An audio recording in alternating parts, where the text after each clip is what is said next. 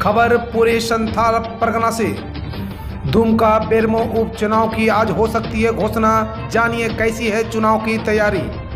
राज्य में विधानसभा की 2 रिक्त सीटों दुमका और बेरमो के उपचुनाव की घोषणा आज हो सकती है। चुनाव आयोग ने झारखंड की दोनों सीटों के साथ विभिन्न राज्यों में भी रिक्त पड़ी सीटों का चुनाव की तिथियों की घोषणा 29 सितंबर को करने के दिन तय किए हैं। झारखंड के राज्य चुनाव पदाधिकारी ने दोनों ही सीटों पर उपचुनाव कराने की तैयारी पूरी कर आयोग को पहले ही सूचित कर दिया है। बेरमो विधानसभा में 217 मतदान भवनों में कुल 356 मतदान केंद्रों का गठन किया गया है। वहीं दुमका विधानसभा में कुल 286 मतदान केंद्रों पर वोट डाले जाएंगे। बेरमो विधानसभा उपचुनाव में 1200 बैलेट यूनिट, 1100 कंट्रोल यूनिट और 1100 वीवीपैट का प्रयोग किया जाएगा। वहीं दुमका विधानसभा उपचुनाव में 1100 बैलेट यूनिट, 950 कंट्रोल यूनिट और 950 वीवीपैट का उपयोग होगा। इन सभी एफएलसी के बाद आयोग को रिपोर्ट कर दी गई है। मालूम हो कि दुमका विधानसभा सीट मुख्यमंत्री हेमंत सोरेन के जनवरी में छोड़ने और बेरमो विधानसभा सीट पूर्व मंत्री राजेंद्र सिंह के निधन के कारण जून में रिक्त हुई है। दुमका उपचुनाव को लेकर एक्टिव हुई बीजेपी। लुइस मरांडी बोली, हेमंत सोरेन ने बंद की रघुवर सरकार की जनहित योजनाएं। झारखंड के पूर्व मंत्री डॉक्टर लुइस मरांडी ने सरकार को आड़े हाथों लेते हुए कहा कि आज सरकार की नियोजन नीति बिल्कुल फेल है। पहले जहां रघुवर सरकार में झांसी, हराम माइकी आदि को पेंशन की सुविधा दी जाती थी, जिसे हेमंत सरकार ने बंद कर दिया है। हेमंत सरकार ने रघुवर सरकार की कई जनहित वाली योजनाएं बंद कर दी है। दरअसल भाजपा ने दुमका विधानसभा क्षेत्र में होने वाले उपचुनाव को लेकर कार्यकर्ताओं के साथ बैठक और सघन जनसंपर्क अभियान शुरू कर दिया है। पूर्व मुख्यमंत्री बाबूलाल मरांडी के कोरोना संक्रमित होने की वजह से उनके बदले पार्टी के कई वरिष्ठ नेता पूर्व मंत्री दुमका विधानसभा क्षेत्र में शुरू 4 दिवसीय कार्यकर्ताओं के साथ बैठक और जनसंपर्क अभियान में शामिल हो रहे हैं। इसी क्रम में लुइस मरांडी ने हेमंत सरकार पर हमला बोला। रांची से हावड़ा, दिल्ली, जयनगर, पटना और दुमका के लिए खुलने वाली है ट्रेनें। कोरोना वायरस की वजह से जारी लॉकडाउन के दौरान आने वाले त्यौहार के मद्देनजर रांची से कई जगहों के लिए एक साथ ट्रेनें शुरू होने जा रही है। जी हां, रांची से कोलकाता, नई दिल्ली, जयनगर, पटना और दुमका के लिए शीघ्र ही ट्रेन सेवाएं शुरू कर दी जाएगी। सूत्रों के माने तो हटिया हावड़ा एक्सप्रेस, रांची दिल्ली गरीब रथ express, Ranchi Jaynagar express, Ranchi Patna Janshatabdi express और रांची दुमका इंटरसिटी एक्सप्रेस का परिचालन जल्द ही शुरू होने जा रहा है। कोरोना वायरस की वजह से जारी लॉकडाउन के दौरान ट्रेन सेवाएं से जुड़ी हर अप टू डेट के लिए हमारे साथ बने रहें। दक्षिण पूर्व रेलवे के रांची रेल मंडल ने महत्वपूर्ण 10 जोड़ी ट्रेनें चलाने का प्रस्ताव रेल मुख्यालय को पिछले सप्ताह ही भेज दिया था। खबर है कि इन 10 जोड़ी ट्रेनों में एक साथ नहीं चलाया जाएगा। हालांकि 2 चरणों में इन ट्रेनों की शुरुआत की जा सकती है। इसकी तैयारी भी चल रही है। दुमका सांसद सुरेंद्र सोरेन ने कहा कि भुरभुरी पुल की मरम्मती की अविलंब शुरू करे सरकार। दुमका भागलपुर मुख्य मार्ग पर स्थित भुरभुरी पुल पर चल रहा जीर्णोद्धार कार्य बंद करना समझ से परे है। अब तो यह हाल है कि लोगों को नदी पार कर आना जाना होता है। ये बातें सोमवार को दुमका सांसद सुनील सोरेन ने प्रेस विज्ञप्ति की कही। जारी विज्ञप्ति में उन्होंने कहा कि मरम्मत कार्य बार बार बंद क्यों किया जा रहा है, ये बात जनता जानना चाहती है। पहले जीर्णोद्धार के नाम पर पुल का पिलर तोड़ दिया गया, जिसका कारण पैदल एवं साइकिल सवारों को भी नदी होकर गुजरना पड़ता है। सांसद ने कहा कि इस पुल के क्षतिग्रस्त हो जाने के कारण आसपास के क्षेत्र समेत झारखंड, बिहार और बंगाल के लोगों को काफ़ी परेशानियों का सामना करना पड़ रहा है। स्थानीय लोगों को आधे घंटे का सफर 2 से 3 घंटे में पूरा करना पड़ता है। सरकार की लापरवाही कारण सड़क की बदहाल स्थिति पर समय रहते मरम्मत नहीं कराए जाने से लोग हादसे में जान गंवा रहे हैं। झारखंड सरकार पर मामले फेल हो चुकी है। पहले चुनावी वादे भी उसे याद नहीं है। सरकार को चाहिए कि वह बंद हो चुके काम को फिर से चालू करवाए। और जामताड़ा से सिम कार्ड अपग्रेड का झांसा देकर अकाउंट साफ करते थे। कर्नाटक जामताड़ा से दबोचा गया।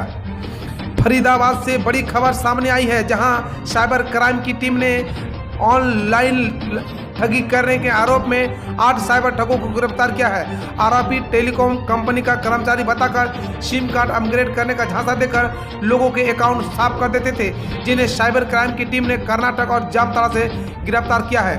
पुलिस आरोपियों को जामताड़ा के स्थानीय कोर्ट में पेश कर ट्रांजिट रिमांड पर लेकर फरीदाबाद लेकर आई है। आरोपी दिल्ली एनसीआर के सैकड़ों लोगों के अकाउंट से करोड़ों रुपए साफ कर चुके हैं। ग्वालियर को जामताड़ा बनने से रोक रहे हैं आरक्षक, ठगों से बचाए 12 करोड़ रुपये।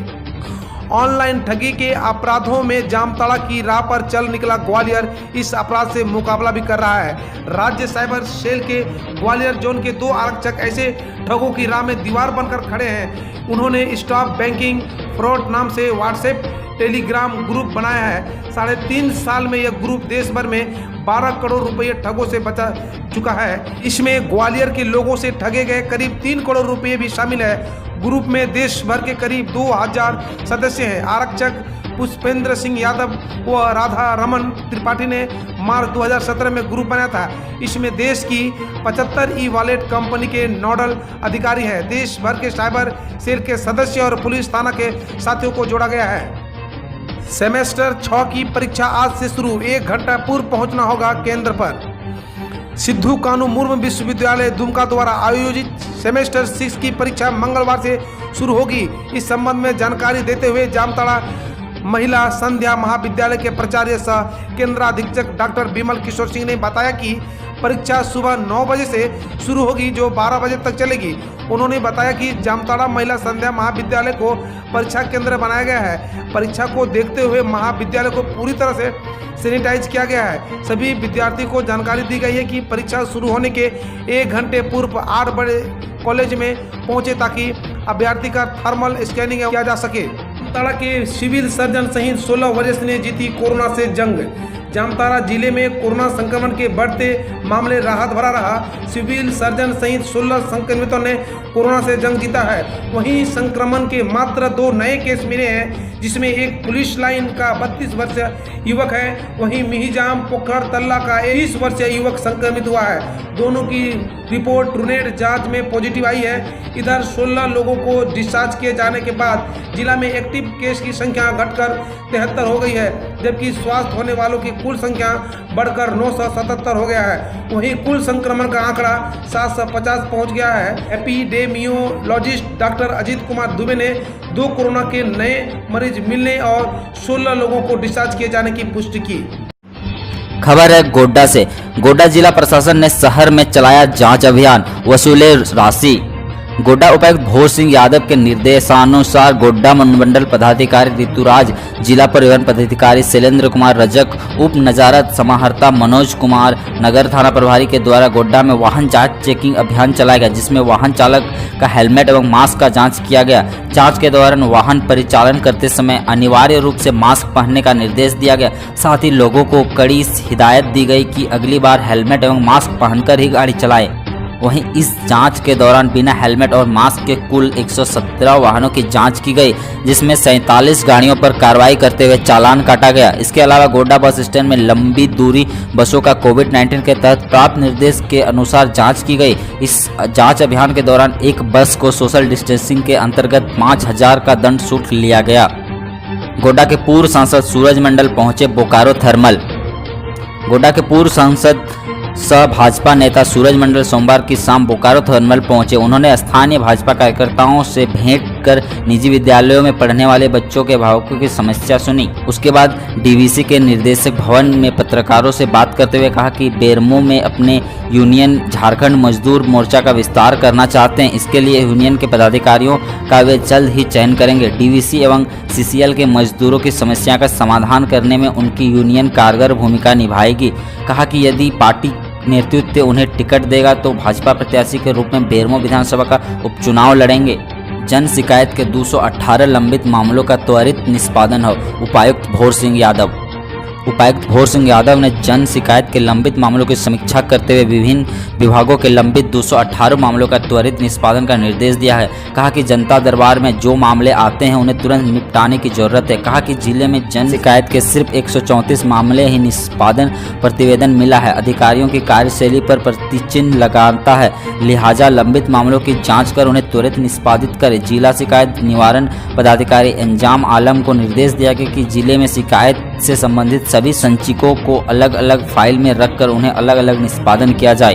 धनबाद में कैशलेस निकासी कर देवघर के अपराधियों तक पहुंचाए जा रहे लाखों रुपए, गिरफ्तार साइबर क्रिमिनल से पूछताछ में खुलासा।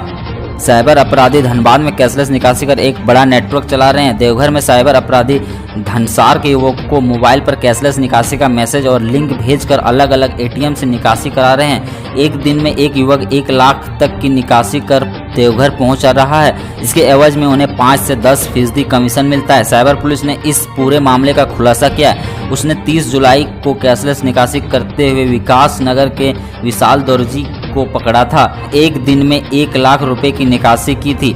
मंत्री ने सांसद डॉक्टर निशिकांत को पत्र भेज दी जानकारी। गोड्डा तक रेल परिचालन दिसंबर से, महागामा तक रेल लाइन में अड़चन नहीं। इस पर डॉक्टर निशिकांत दुबे ने अपनी प्रतिक्रिया देते हुए बोले कि पोड़ैयाहाट से गोड्डा रेल लाइन का काम दिसंबर तक पूरा होने के साथ परिचालन शुरू हो जाएगा। गोड्डा से पीरपैंती और गोड्डा से महागामा रेल लाइन के लिए प्रयास जारी है। माननीय प्रधानमंत्री जी, केंद्रीय मंत्री जी, रेल मंत्री पीयूष गोयल जी का आभार। खबर है पाकुड़ से 7 पार्षदों ने किया बोर्ड की बैठक का बहिष्कार।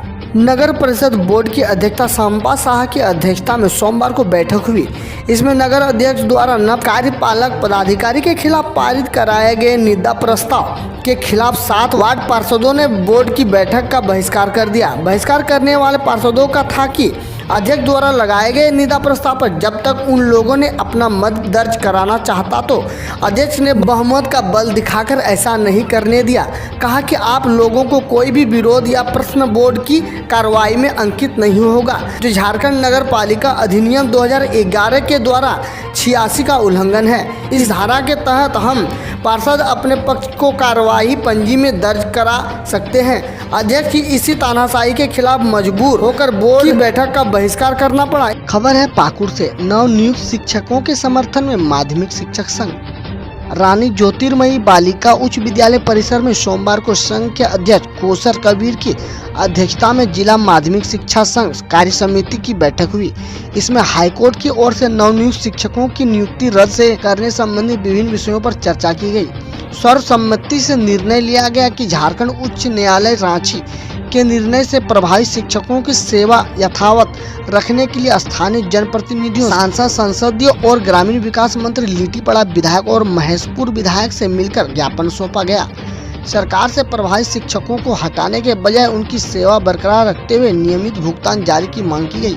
माध्यमिक शिक्षक संघ के अध्यक्ष ने कहा कि हाईकोर्ट की ओर से जो कठिन निर्णय लिया गया है उससे जिले के शिक्षकों को अगर हटा दिया जाए तो जिले के दर्जन हाई स्कूल शिक्षक विहीन बंद हो जाएगा। पाकुड़ जिला शिक्षा के क्षेत्र में अत्यंत पिछड़ा है, वह काफी प्रभावित होगा और शिक्षा व्यवस्था चरमरा जाएगी, जिससे विद्यार्थियों का भविष्य उधर भी लटक जाएगा। खबर है साहेबगंज से 1 अक्टूबर से नहीं चलेगी 3 स्पेशल ट्रेन। तो आइए जानते हैं खबर को थोड़ी विस्तार से। 1 अक्टूबर से साहेबगंज होकर चलने वाली 3 ट्रेनें फिलहाल नहीं चलेंगी। इस वजह से तीनों ट्रेन का आरक्षण नहीं हो रहा है। पिछले दिनों मालदा रेल मंडल के RM यतेंद्र मिश्रा ने बताया कि 3 ट्रेन के परिचालन के लिए बोर्ड को प्रस्ताव भेजा गया है। तीनों ट्रेन 1 अक्टूबर से चलेगी। इस सूचना से यात्रियों में खुशी थी। इन ट्रेनों में अब तक आरक्षण शुरू नहीं हुआ है। 1 अक्टूबर से चलने वाले 3 ट्रेनों में special Jamalpur Howrah express, special गया हावड़ा सुपरफास्ट एवं स्पेशल फरक्का एक्सप्रेस शामिल थी। DRM ने बताया कि इन तीनों ट्रेन को कुछ दिन तक होल्ड किया गया है। अगली सूचना आने के बाद ही तीनों ट्रेन में आरक्षण होगा। उधर साहेबगंज जमालपुर किऊल पैसेंजर मेनू में अत्यधिक भीड़ को देखते हुए बोगी बढ़ाने का प्रस्ताव भेजा गया। DRM ने बताया कि अगले 1-2 दिन में बोगी बढ़ा दी जाएगी, इसे बढ़ाकर 12 बोगी किया जाएगा। हम रोज ऐसे ही न्यूज लाते रहेंगे, तो यदि आपने अभी तक क्लीन न्यूज को सब्सक्राइब नहीं किया है तो पहले फटाफट सब्सक्राइब कर लें, साथ ही बेल आइकन को दबा दें ताकि कोई अपडेट मिस ना हो।